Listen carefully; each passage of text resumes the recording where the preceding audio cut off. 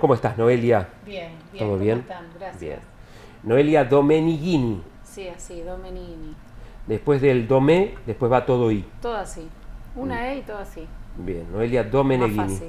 La doctora Noelia Domenechini es abogada especialista en familia. Vamos a presentar el desayuno gracias a nuestros amigos de McDonald's. Hoy vamos a charlar primero de un tema por el cual Tandil fue noticia, esta situación que se dio, que bueno, la justicia indicó que a un niño que no lo querían vacunar sus papás, tenía que vacunarse. De esto vamos a hablar con Noelia en minutos nada más. Mientras, hablamos de McDonald's. Si te cuesta arrancar el día, desayunar en McDonald's Tandil y despertate con mucho más sabor, con un montón de productos para acompañar tu preferido.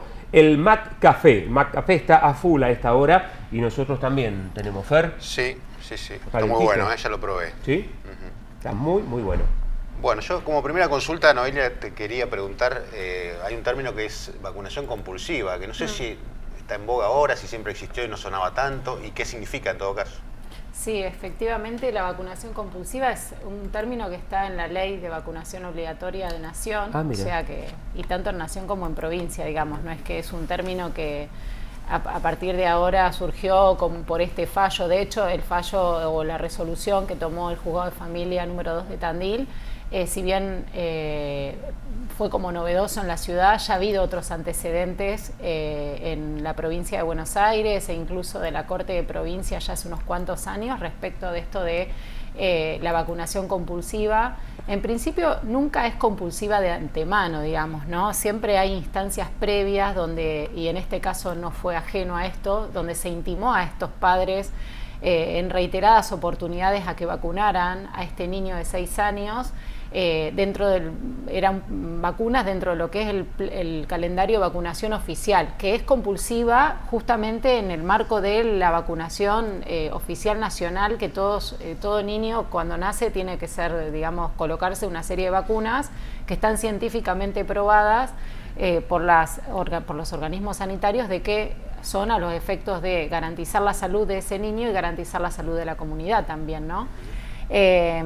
Cuando esto no pasa, digamos, porque hay algún criterio de los padres que no quieren vacunarlo, bueno, puede ser incluso hasta el mismo organismo de salud que da intervención a la justicia para conocer sobre esta situación y en su caso ordenar en última instancia, como en ultimísima instancia, y así lo ordena también la ley, una vacunación compulsiva como fue en este caso, ¿no? Noelia, a ver, este chiquito encima tenía síntomas relacionados con falta de vacunas.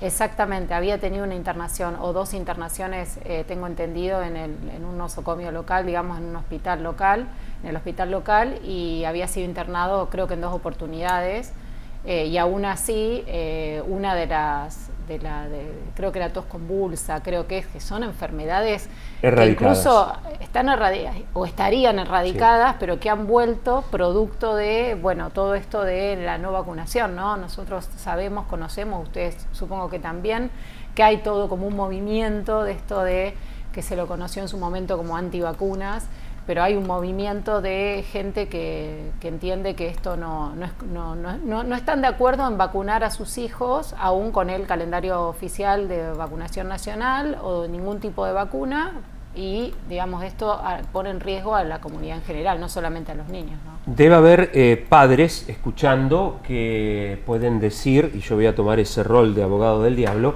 ¿por qué se van a meter con mi hijo? Yo quiero que mi hijo, toda la alimentación o todo lo que ingrese a su cuerpo sea natural, nada preparado, nada artificial. ¿Por qué se van a meter con la salud de mi hijo? Un padre que se presenta de esa manera, ¿qué le dice la salud, digamos, qué le dice el sistema de salud y qué le dice, si no puede hacer nada el sistema de salud, la justicia? Bueno, en este caso, digamos, lo que prevalece, a ver, si bien un menor de edad, digamos, tiene sus derechos, deben ser garantizados sus derechos, son sus progenitores en principio los que deben garantizar esos derechos, ¿no? en este ejercicio de la responsabilidad parental que hoy hablamos, que antes era lo que llamamos la patria potestad. No se llama más así. No se llama más, del 2015 que se reformó el Código Civil y Comercial. Hoy hablamos de la titularidad de la responsabilidad parental que está en cabeza de estos progenitores y del ejercicio de la responsabilidad parental que tiene que ver con, bueno, cómo yo cuido o de qué manera elijo no cuidar a mi hijo en determinadas circunstancias. Ahora, este derecho que tienen estos progenitores y estas obligaciones que tienen estos progenitores no es absoluta respecto de ellos, ¿no? Y ese no absoluto tiene un límite cuando se puede poner en riesgo la vida de este hijo, como en este caso que ya había sufrido 2 internaciones y aún así los progenitores decían no lo queremos vacunar y se pone en riesgo la salud de este niño. Y el principio rector, digamos, que nosotros tenemos presente en el marco y que tuvo presente el juez a la hora de dictar esta sentencia, y por ahí tomando algunas sentencias, yo para venir hoy a charlar con ustedes estuve estudiando un poco el tema de cuáles otras sentencias había habido en la provincia, y todas toman como el principio rector del interés superior del niño.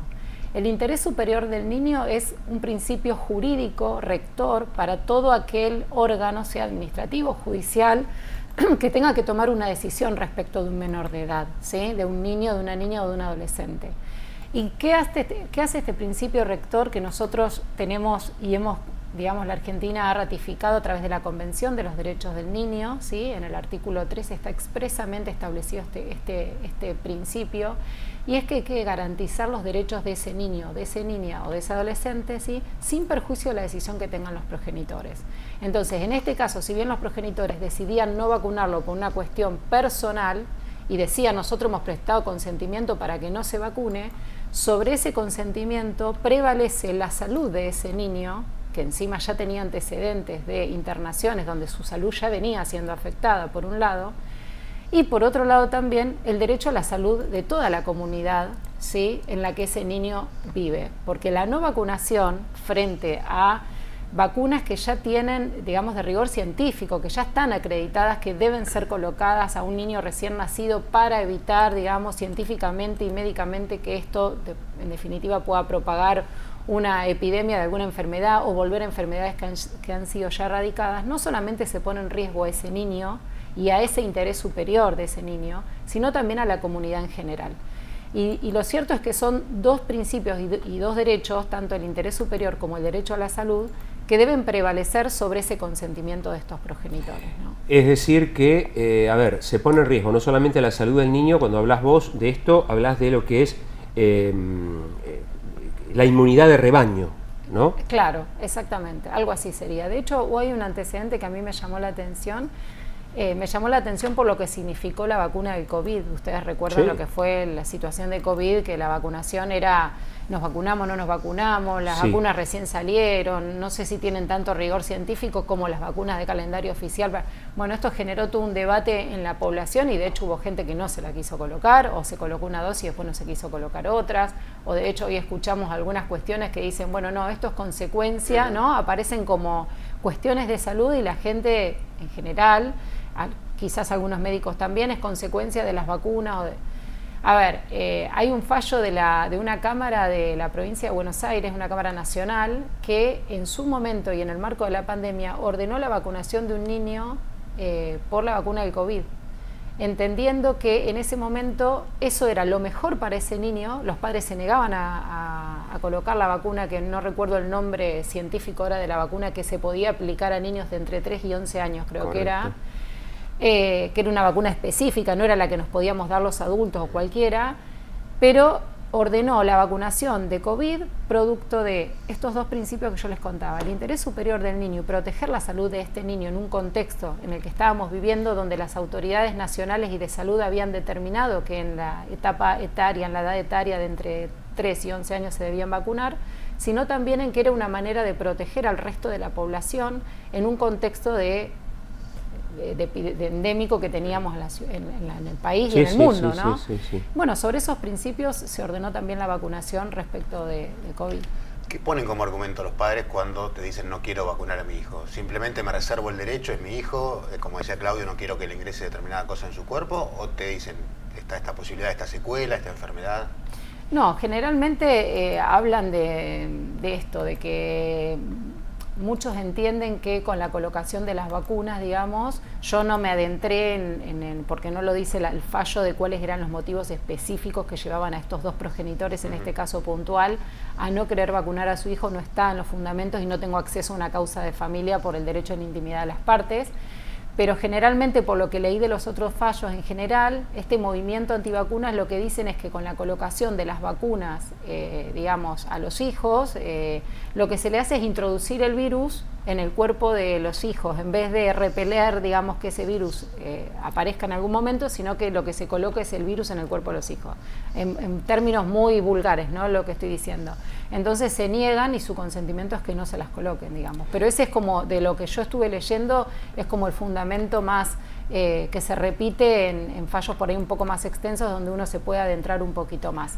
Generalmente se llega hasta a estos estadios de una vacunación compulsiva cuando estos niños ya tienen antecedentes médicos de salud, donde han sido previamente internados por alguna situación de enfermedad o porque ya tienen alguna enfermedad de fondo, y al no tener el calendario de vacuna oficial, digamos, los termina perjudicando en su salud porque les despierta otras enfermedades o terminan internados por otras enfermedades. Entonces, médicamente también hay, digamos, un diagnóstico y la orden de que sean vacunados específicamente. Queda claro, queda claro.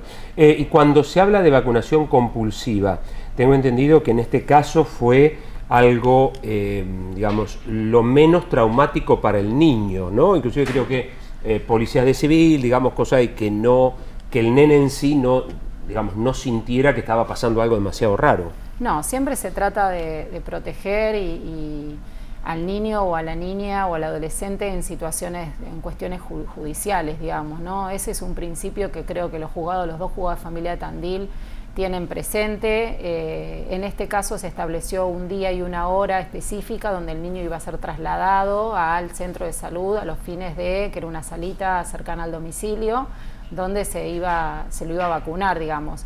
Pero como para organizar el día y la hora, no es que tocaron timbre un día cualquiera y sacaron a la fuerza con un móvil policial. A ver, lamentablemente estas situaciones, no en este caso, pero la intervención de móviles judiciales y de estas cuestiones que a veces queremos evitar que los niños vivan, también las viven en otros contextos judiciales, ¿no?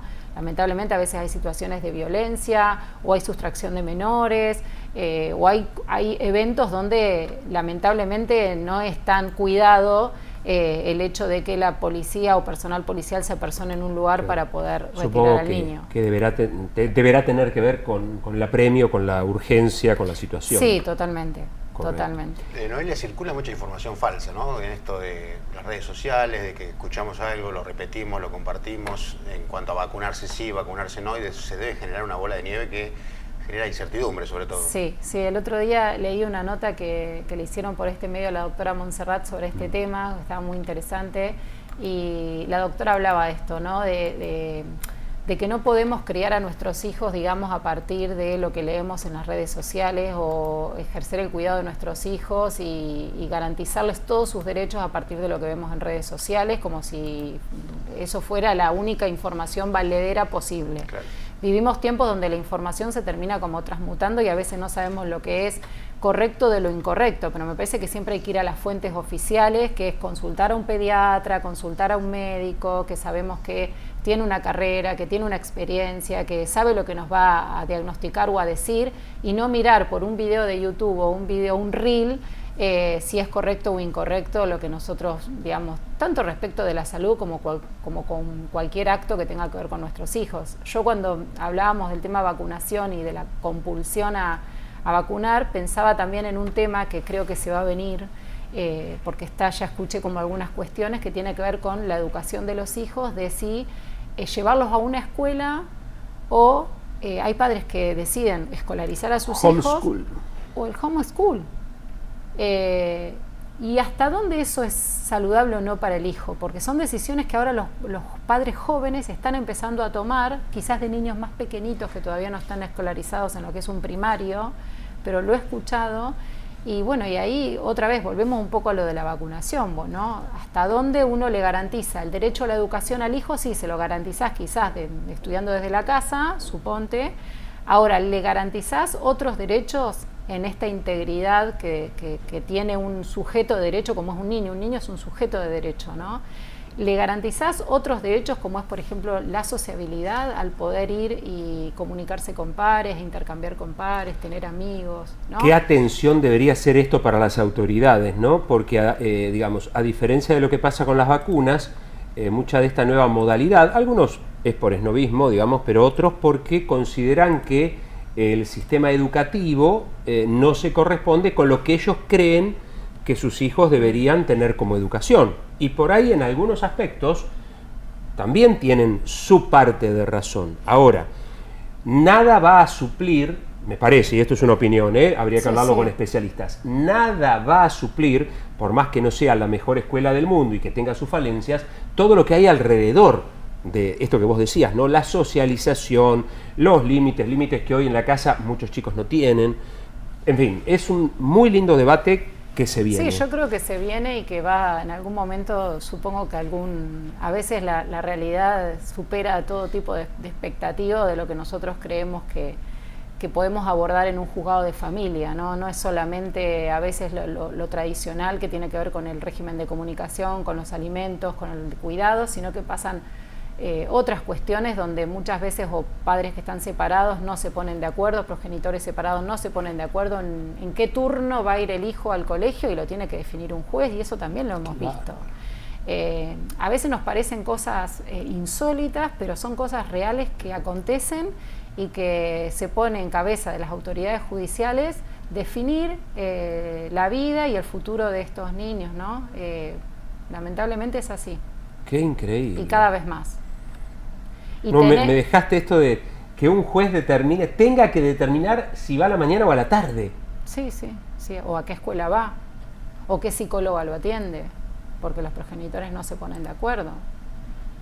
Pasa en conflictos elevados, digamos, que se conocen en el fuero, en problemáticas familiares muy complejas, es algo que bastante habitual, te diría. ¿Y eso pasa en Tandil, digo? Sí, pasa en Tandil, sí, totalmente. Y es bastante habitual, ¿eh?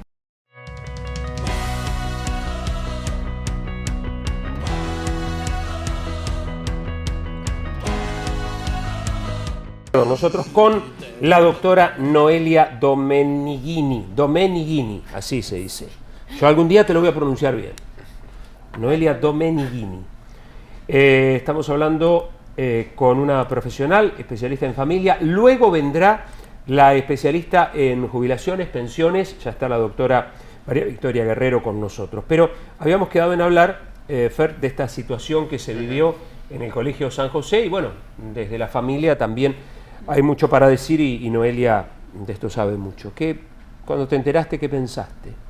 Cuando me enteré me dio tristeza, mucha tristeza, porque justamente cuando uno trabaja en las cuestiones que tienen que ver con familia y niñez, digamos, creo que esto es el resultado de lo que vemos en los juzgados, ¿no? Y que es un conjunto de familias muy rotas. La familia tradicional, pero no hablo esto de familia que dos progenitores que se separan, porque la verdad que eso sería algo totalmente normal, habitual, y con todo el derecho de cualquier persona que no quiere continuar con un proyecto de vida en común tiene el derecho a tomar esta decisión, sino lo perdidos que quedan los hijos y las hijas en estos contextos, ¿no? Estos niños y estas niñas en estos contextos. Desconozco absolutamente, incluso hasta el nombre del adolescente, no me interesa, pero digo que esto es el resultado de estas familias y del conflicto adulto en que hemos dejado expuesto a nuestros hijos, ¿no? A nuestros niños. Falta de límite, falta de cuidado, falta de contención. Si bien hoy está se pone el foco en el niño, o se pone el foco en este caso en el adolescente, por ahí mi mirada tiene más que ver en qué contexto está este adolescente para llegar a esa instancia de violencia, en qué contexto trabajan estos docentes que terminan teniendo que hacer a las veces de estas familias ausentes o de estas familias en crisis que vemos, ¿no? Y que no es el rol tampoco de la escuela, o sea, porque la realidad es que el rol de la escuela es ir y enseñar, y obviamente que habrá que ejercen un tipo de cuidado o algún tipo de límite, pero el límite central, digamos, de cómo van nuestros hijos a esa escuela y cómo se desarrollan en la vida en general, parte desde la familia como núcleo central, digamos, ¿no? Y lo que uno ve constantemente es esto, una crisis tremenda de las familias en general, que llevan estos conflictos entre los adultos, que en el camino pierden a estos hijos, y que esta pérdida de estos hijos terminan en estos hechos de violencia, terminan en problemas de adicciones, terminan en problemas de alcoholismo, terminan en falta de límites, terminan en las faltas de cuidado, que es no más lejos de lo que vivimos ahora en nuestro país con lo que pasó en Córdoba con Agostina Vega, ¿no? La falta de cuidado, una nena de 14 años sola en determinadas horas de la noche, sin nadie saber dónde estaba, la falta de cuidado, ¿no? De estos adultos responsables de estos niños, o de estos adolescentes, o de estos niños que después terminan siendo adolescentes y después adultos. Mi mirada siempre, digamos, obviamente que este chico tendrá que hacerse responsable de estos hechos, ¿no?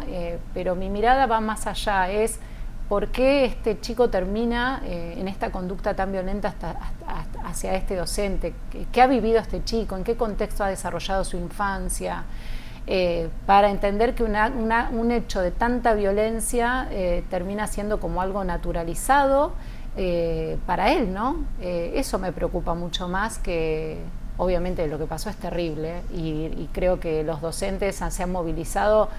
Hasta te diría que hubo más movilización que cuando buscan a veces aumento de salario a los docentes. Me sorprendió gratamente eso, y la lectura que uno puede hacer de eso es como el compañerismo con el par, el acompañar. El cansancio que hay sobre el tema, sí. Que esto lo decíamos ayer, no solamente pasa por la violencia física, ¿no?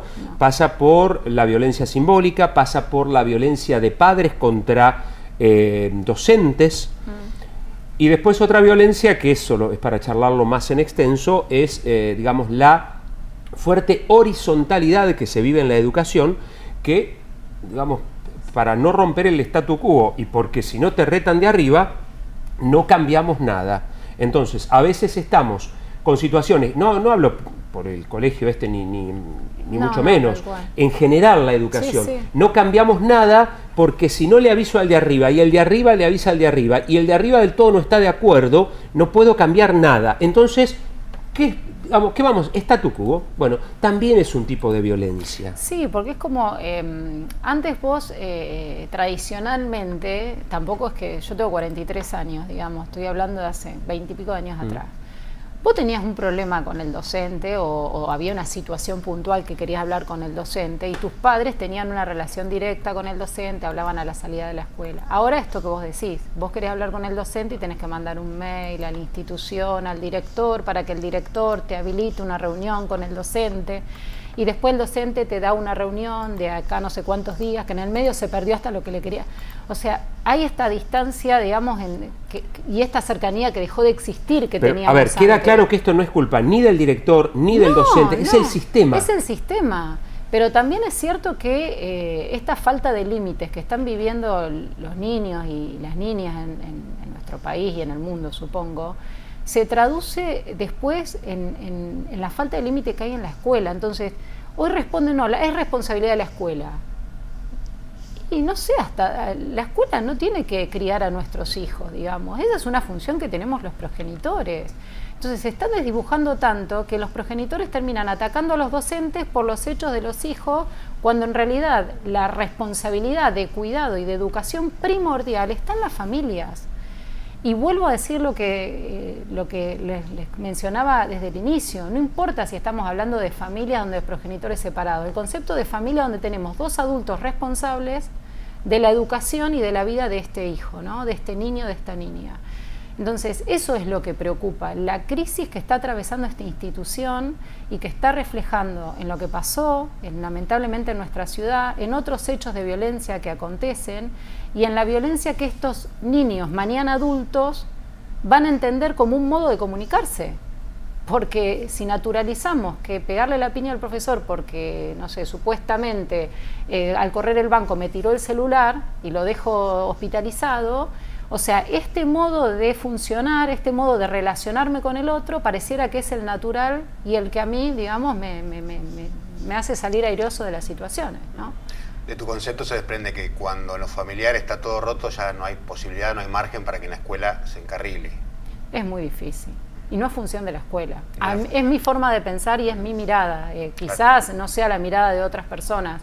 Yo creo que la escuela debe acompañar en la educación de nuestros hijos, debe acompañar, pero también hay una gran responsabilidad de los progenitores acompañar a la escuela en esa educación. Y me parece que esa pata hoy en día está en crisis, bastante crisis. Está con nosotros Noelia Domenighini, abogada especialista en familia. No, simplemente que hay un mensaje que va en línea con lo que marcás. Coincido, responsabilizar a los padres de una vez por todas. Por favor, dejen de recargar a la escuela de responsabilidades que no les son propias. Bueno.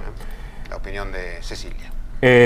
Las dos cosas, ¿no? El tema de cómo complicado el sistema, la cuestión escolar, y acá, insisto, no es problema de los docentes, de los directivos, de los inspectores, no, es el sistema que ha complejizado la comunicación, en definitiva. Sí, sí.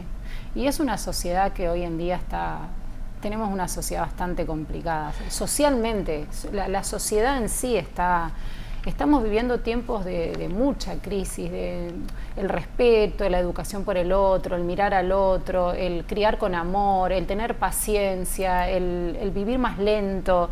Digamos, hay un montón de factores que hacen que terminemos en situaciones como esta. Me parece que hay que barajar y dar de vuelta en un montón de sentidos, sí, ¿no? Sí. No va a ser fácil porque, digamos, hoy criar a nuestros hijos no es lo mismo de cuando nos criaban a nosotros, digamos, ¿no? Hoy estamos atravesados por el internet, por las redes, por los reels, pues yo soy un desastre con eso, pero digo, hay mucha información y es muy difícil a veces estar al lado. Ahora, hay que estar al lado, hay que acompañar, hay que mirar, hay que escuchar, y eso se está perdiendo. Hay una mirada muy individualista del ser humano, me parece, incluso de los progenitores, del mirarse a sí mismo, el querer hacer de todo. Cuando tenemos hijos, bueno, no, hago de todo y no, lo pongo en esta actividad, lo pongo en esta otra actividad. Es mi forma de pensar, mi forma de criar, pero ese niño o esa niña necesita una atención, necesita un acompañamiento, necesita amor, y eso es lo que lo va a hacer un adulto, digamos, con quizás no este tipo de actitudes. Bueno, lo que pasa que el amor para muchos es una cosa y para muchos es otra. Sí, obvio. El amor para mí puede ser que mi hijo tenga 6 actividades en un día porque eso lo va a formar para un futuro. Sí. Puede ser el amor. Sí. Y para otro puede ser compartir tiempo de calidad. El tiempo de calidad en la infancia es fundamental. Y Noelia, pero todo no puedo. O una cosa o la otra. Y bueno. Todo no se Tiempo puede. de calidad. Trabajo yo, trabaja mi señora. O sea, es mucho Sí, lo que me es un estás montón. pidiendo. Por eso digo que en tiempos en los que venimos atravesando, donde todo es para ayer o antes de ayer, es muy difícil, en contextos económicos complejos también, porque eso también hace que Además, las familias tengan que salir ni lo dudes. a trabajar. A ver, yo no voy a hablar del rol, porque de hecho soy totalmente convencida de que la mujer tiene que trabajar, ¿no? Porque si uno tiene una mirada tradicionalista de la familia, y lo he escuchado lamentablemente decir, no, esto pasa desde que la mujer empezó a ejercer otro rol. No, o sea, eso es un pensamiento conservador y totalmente prescripto para mi gusto. Y para facilitar la cosa, digamos, para simplificarla, no, en lugar de ponerse un poquito a analizar. Y es una cuestión conjunta, no es la mujer, es la mujer y es el hombre, es las dos personas o los dos sujetos que deciden tener hijos en común, en tener que dedicar tiempo de calidad, escucha, más que nada en los adolescentes, la escucha es fundamental. Esto lo vemos constantemente en los juzgados de familia. Cuando vos me preguntabas, ¿esto se relaciona? Y claro que se relaciona. Cuando vos tenés familias judicializadas con un nivel altísimo de conflicto, donde tenés que llamar al niño o al adolescente más de una vez al juzgado para trabajar cuestiones que tienen que ver con los adultos, faltas de acuerdo, falta de comunicación, falta de mirada al otro y de respeto como padre o madre de mi hijo. Bueno, todo esto se mezcla y los chicos quedan inmersos en estos contextos, y las consecuencias después son estas que vemos ahora con los jóvenes. Por eso me duele y me causó tristeza, porque digo, ¿qué estamos haciendo los adultos con estos niños y con estos jóvenes? ¿En qué los estamos convirtiendo? Porque para mí es una responsabilidad de nosotros como adultos. Ese es el final de Noelia y le agradecemos mucho porque nos No, has por favor. ayudado a pensar. No, a ustedes, que Gracias. se interesen en estos temas. Gracias. Noelia Domenichini, charlando con nosotros, abogada especialista en familia. Dos temas, la vacunación compulsiva, donde se visibilizó un caso en Tandil, no es el único, no es el único, decía Noelia, es algo bastante habitual, lamentablemente le agrego yo, y hablamos de lo que pasó en el Colegio San José, donde un joven agredió de manera muy violenta, las agresiones siempre son violentas, pero en este caso con un golpe de puño a un docente. Nada, acá me imagino que cada uno en su casa estará con la cabeza, bueno, y esa es la idea, ¿no? Que esto sirva para pensar.